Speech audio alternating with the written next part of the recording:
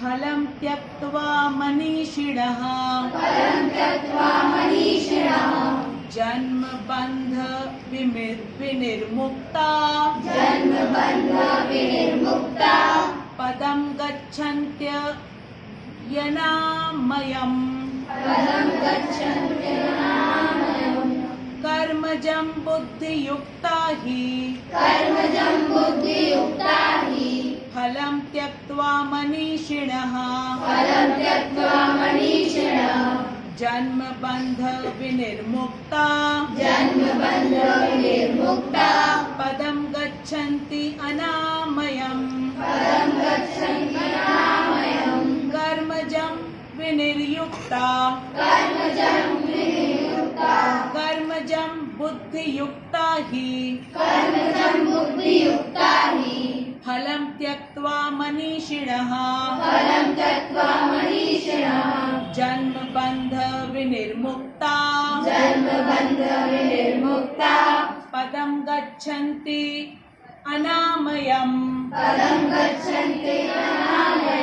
अच्छा ठीक है, अब ग्रुप में हम लोग रीडिंग करेंगे क्योंकि इंडिविजुअल नहीं हो सकती है। ठीक है, सबसे पहले मैं इन छोटे बच्चों से बुलवाऊंगी। ठीक है, हरे कृष्णा। चलो सारे छोटे बच्चे बोलेंगे, आप भी बोलोगे। ठीक है, चलो बोलो। कर्मजं बुद्धियुक्ता हि फलं त्यक्त्वा मनीषिणः जन्म बंध विनिर्मुक्ताः पदं गच्छन्ति अनामयम्। चलो अब उधर के बच्चे बोलेंगे। बोलो, हम लोग रिपीट करेंगे, आप लोग बोलो। बोलो सब साथ। बुद्धियुक्ता हि कर्मजं बुद्धियुक्ता हि फलं त्यक्त्वा मनीषिणः फलं त्यक्त्वा मनीषिणः जन्म बंध विनिर्मुक्ता पदं गच्छन्ति अनामयम्। चलो दिस साइड। ठीक है, पूनम से इधर वाले सारे लोग बोलो। इसके बाद श्लोक के तरफ जो सारे बच्चे बैठे वो बोले। चलो बोलो बेटा, बोलो बोलो। कर्मजं बुद्धियुक्ता हि सारे बच्चे बोलेंगे। फलं त्यक्त्वा मनीषिणः जन्म बंध विनिर्मुक्ता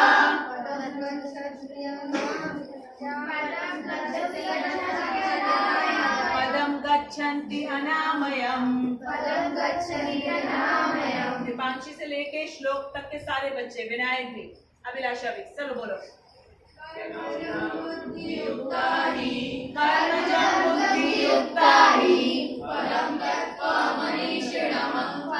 त्यक्त्वा मनीषिणः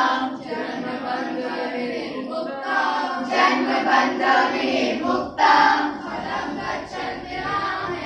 पदं गच्छन्ति अनामयम्। चलो इधर दादी से लेकर के ये सारे बोलो। कर्मजं बुद्धियुक्ता हि फलं त्यक्त्वा मनीषिणः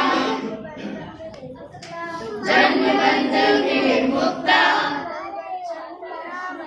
पदं गच्छन्ति अनामयम्। सबने श्लोक रीड किया? Very good.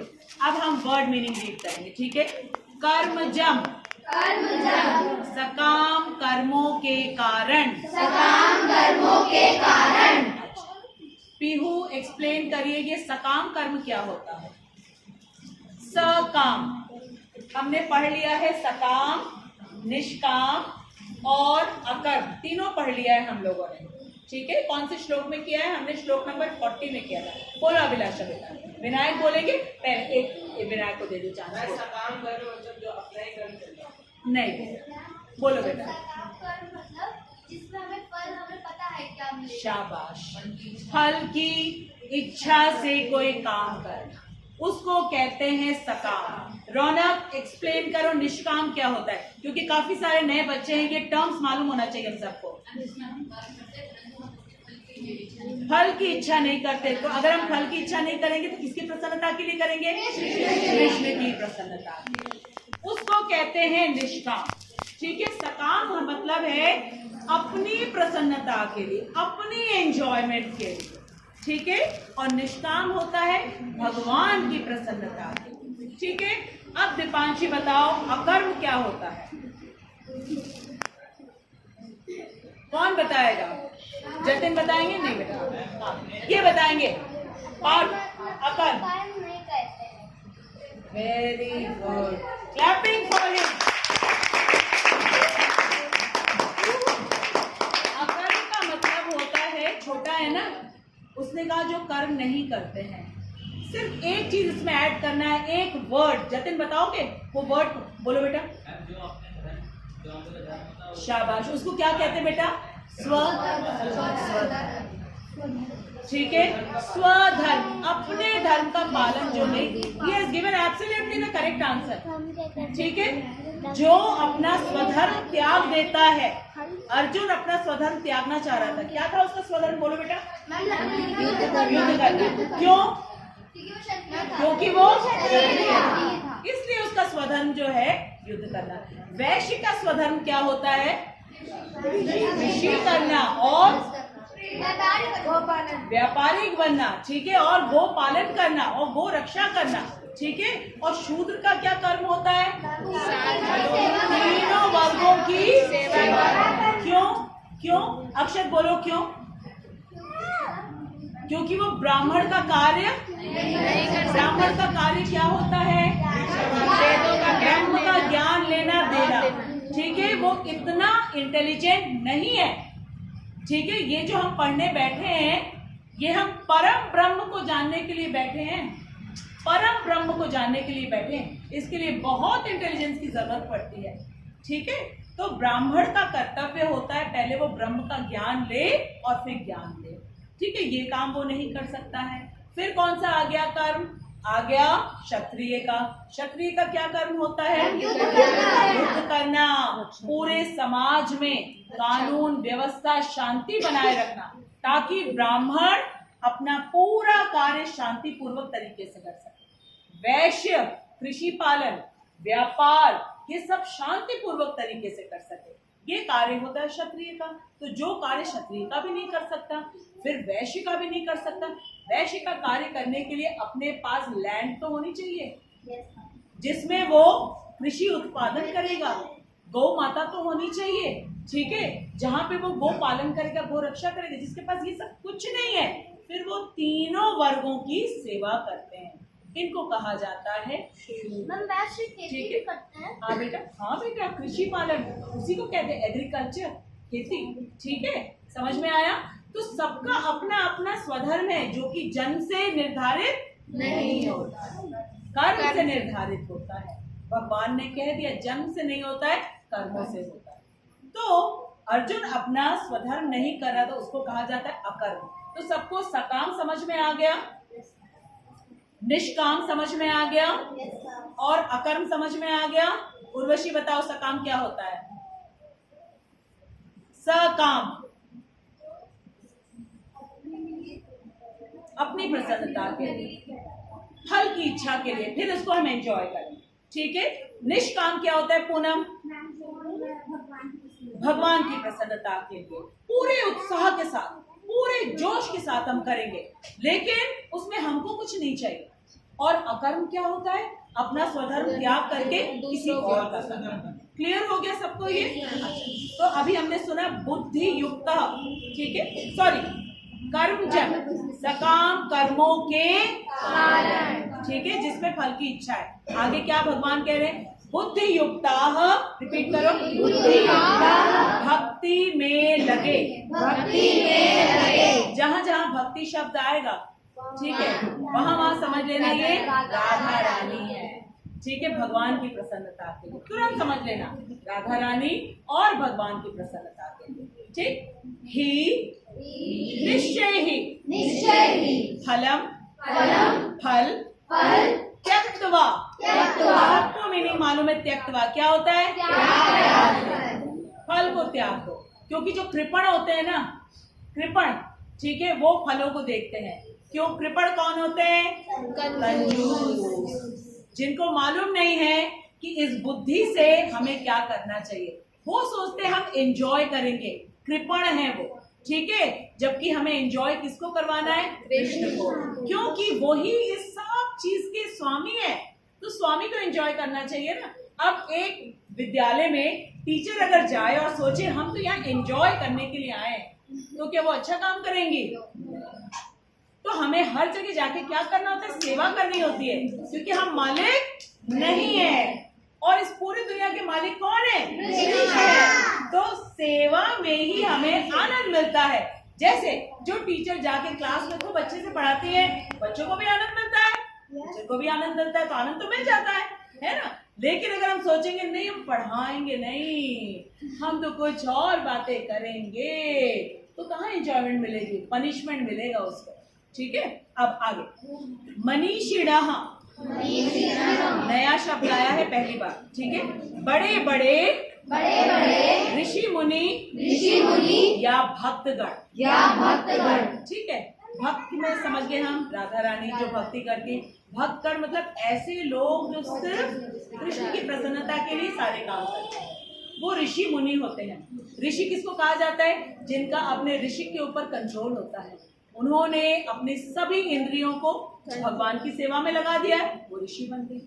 और मुनि किसको कहा जाता है? जो मौन रहते हैं। तो क्या वो बात नहीं करते हैं? करते हैं। कृष्ण के अलावा एक भी बात नहीं करते। कृष्ण के अलावा कृष्ण का कीर्तन करना, कृष्ण की कथा कहना, कृष्ण की बातों को लोगों को बताना, वो होते हैं मुनि, वो होते हैं ऋषि, ठीक है। ऋषि कौन है? जिन्होंने अपने समस्त इंद्रियों को किसकी सेवा में लगा दिया? कृष्ण की सेवा में। आंखों से कृष्ण की दुनिया देखेंगे, ठीक है, और जानेंगे कि कृष्ण की दुनिया है। एक पेड़ देखेंगे, जानेंगे इसके स्वामी कृष्ण हैं। हमको कृष्ण कृपा पूर्वक इससे फल दे रहे हैं, छाया दे रहे हैं, ऑक्सीजन दे रहे हैं, तो कृतज्ञ रहेंगे हम। कृष्ण आप दे रहे हैं हमको। जब हम जल देखेंगे, जब हम अग्नि देखेंगे, ऑक्सीजन सांस लेंगे, हर पल कृष्ण को याद करेंगे। इसको कहते हैं ऋषिक। ऋषि ने सभी अपनी इंद्रियों को भगवान की सेवा में लगा दिया, ठीक है, वो हो गए ऋषि। और मुनि कौन होते हैं?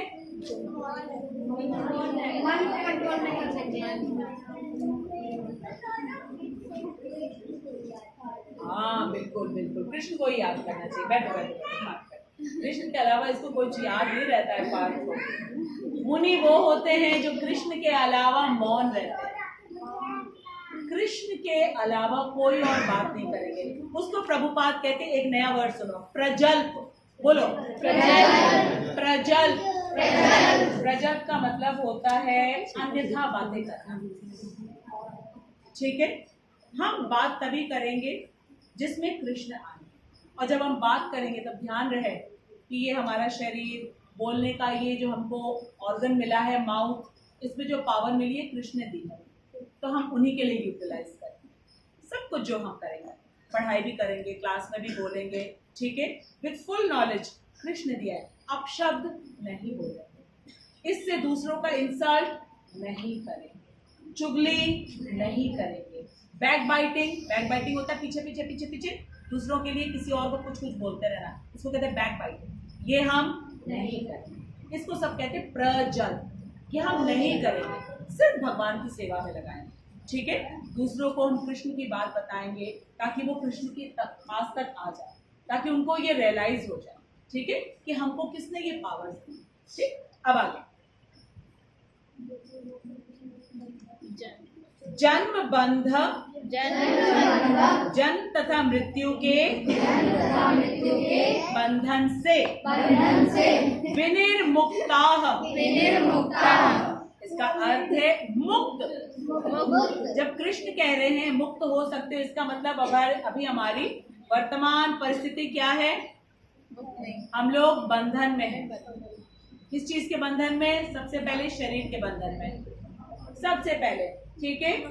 इससे 4 मेन प्रॉब्लम्स होती हैं। वो है जन्म, ठीक है। जन्म क्यों प्रॉब्लम है? क्योंकि इस शरीर को त्यागने के बाद कहाँ जन्म हमारा होगा ये हमको मालूम नहीं है। कितना ज्यादा डर की बात है, सो फ्राइटनिंग। दूसरा, ये बूढ़ा अवश्य होगा, और जब बूढ़ा होगा इसकी समझ शक्तियां चली जाएंगी, ठीक है, जैसे जैसे बूढ़ा होते हैं वैसे वैसे बीमारियां आती जाती, क्यों? शरीर कमजोर हो गया है। और फिर क्या होगी? मृत्यु। तो 4 मेन प्रॉब्लम्स है, बोलो। जन्म, जरा, व्याधि, मृत्यु। जन्म, जरा, व्याधि, मृत्यु। ठीक है, और ये हमको भुगतना पड़ता है जबकि हम शरीर नहीं है। ये सब शरीर का होता है, हमारा नहीं होता है। हम कौन है? आत्मा। और क्योंकि हम इस शरीर में हैं इसलिए हमको कष्ट सहना पड़ता है। बीमारी का कष्ट, बुढ़ापे का कष्ट, जन्म का कष्ट, मृत्यु का कष्ट, ये है बंधन। ऐसे कष्ट होते हैं। ये देखो, look at him, he has found out the correct picture. ऐसे कष्ट, ये देखो, यहां से लेकर के ये पूरा एक चीज एक समान है। वो क्या है? क्या है? दिख रहा है आपको? आत्मा ट्रांसफर होती जा रही है, ट्रांसफर होती जा रही है, लेकिन शरीर बदलता जा रहा है। ठीक है, बचपन में जब जन्म हुआ बिल्कुल बच्चा है, उसके बाद धीरे धीरे बाल्यावस्था, उसके बाद जो है थोड़ी थोड़ी और बड़े हुए किशोरावस्था, फिर पौगंड अवस्था, उसके बाद फिर युवक बने और उसके बाद वृद्ध अवस्था की ओर चल पड़े हम लोग। और फिर होते होते होते एकदम वृद्ध होकर के मृत्यु, और फिर यहाँ से चल पड़े। ये है जन्म, जरा, व्याधि, मृत्यु। इससे हमको निकलना पड़ता है। ये है बंधन, ये है बंधन। इससे निकलने का रास्ता हमें भगवान बता रहे हैं। वेरी गुड बॉय पार्थ, शाबाश। लुक एट हिम, छोटा सा बच्चा, but he can really find out the appropriate picture. This is really special because Krishna is inspiring him to do it. Okay, अच्छा, अब आगे हम आते हैं।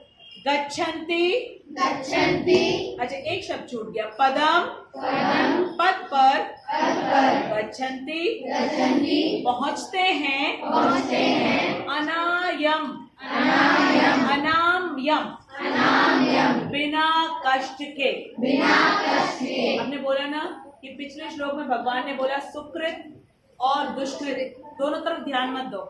ठीक है, और फिर तुम जहां पहुंचोगे बिना कष्ट के पहुंच जाओगे, क्योंकि ये प्रोसेस जो है जन्म, जरा, व्याधि, मृत्यु बड़े कष्टदायक, बहुत कष्टदायक। ठीक है, तो अब भगवान कह रहे हैं कि तुम अगर कर्मों के फल से अनासक्त रहोगे, कनेक्टेड नहीं रहोगे, उसको भोगने की इच्छा नहीं रखोगे, तो तुम पहुंचोगे किसके पास? मेरे पास। क्योंकि फल भोगने की इच्छा रखोगे तो अच्छे कर्म करोगे, कहाँ पहुंच जाओगे? स्वर्ग पहुंच जाओगे। ठीक है, जब तक तुम्हारे पास पुण्य रहेंगे तब तक तुम स्वर्ग का आनंद जरूर भोग करोगे। जैसे ही पुण्य समाप्त होगे फिर से मृत्यु लोक में आ जाओगे तुम, जैसे तुम्हें कष्ट भोगना होगा। और अगर तुमने विकर्म किए, जो कर्म हमें भगवान ने करने के लिए मना किया है, ठीक है, अगर वो किया तो नीचे की योनि में जाओगे, फिर तुम्हें कष्ट भोगना पड़ेगा। कितना कष्ट, कितना कष्ट। ठीक है, तो सुकृत और दुष्कृत दोनों को छोड़ो, फल की ओर देखो ही नहीं। सिर्फ किसके लिए अपना कर्म करो? पूरे उत्साह के लिए, उत्साह के साथ मेरी प्रसन्नता। फिर हम तुमको कहाँ लेकर के आएंगे? अपने घर, जहाँ पे तुम अपने शुद्ध स्वरूप में रहोगे। ठीक है, और वो क्या है? आत्मा। उसके स्वरूप, उसका एक शरीर होता है, वो ना बूढ़ा होता है, न जन्म होता है, उसका कुछ नहीं होता है। वहां पे कोई तकलीफ नहीं, कोई दुख नहीं, और वहां पे कोई काम भी नहीं करना पड़ता है। सिर्फ एंजॉय करते, सब कुछ कृष्ण की प्रसन्नता में। कृष्ण के साथ खेलो, कृष्ण के साथ गाओ, कृष्ण के साथ बांसुरी बजाओ, मजे करो। ठीक है, अब इसका हम भावार्थ पढ़ते हैं। इस तरह भगवत भक्ति में लगे रहकर बड़े बड़े ऋषि मुनि अथवा भक्तगण अपने आप को इस भौतिक संसार में कर्म के फलों से मुक्त कर लेते हैं। कैसे कर्म के फलों से मुक्त होंगे? भक्ति में लगकर। भक्ति क्या है? अपना काम बंद कर देते, कोई स्कूल नहीं जाएगा, कोई नहीं पढ़ेगा, ये भक्ति है? फिर क्या है भक्ति? कृष्ण की प्रसन्नता। मैम ठीक है, स्टूडेंट्स है तो क्या करना होगा? पढ़ाई करनी होगी। किसकी प्रसन्नता के लिए? क्यों करें? कृष्ण की प्रसन्नता के लिए। क्योंकि पढ़ाई के लिए जिन चीजों की आवश्यकता है, आंखें, बुद्धि, कान, मुंह, स्वस्थ शरीर, दिया किसने? सिंपल आंसर, जिसने सब कुछ दिया उसकी प्रसन्नता के लिए। और उसकी प्रसन्नता के लिए अगर करेंगे तो बेनिफिट किसको मिलेगा? हमको। हम इंडिपेंडेंट हो जाएंगे। अभी हम इस शरीर में कैद हैं, ठीक है, इसलिए हमें दुख भोगना पड़ता है। फिर हम इंडिपेंडेंट हो जाएंगे, मुक्त हो जाएंगे हम इससे, और फिर हम इटर्नली, जैसे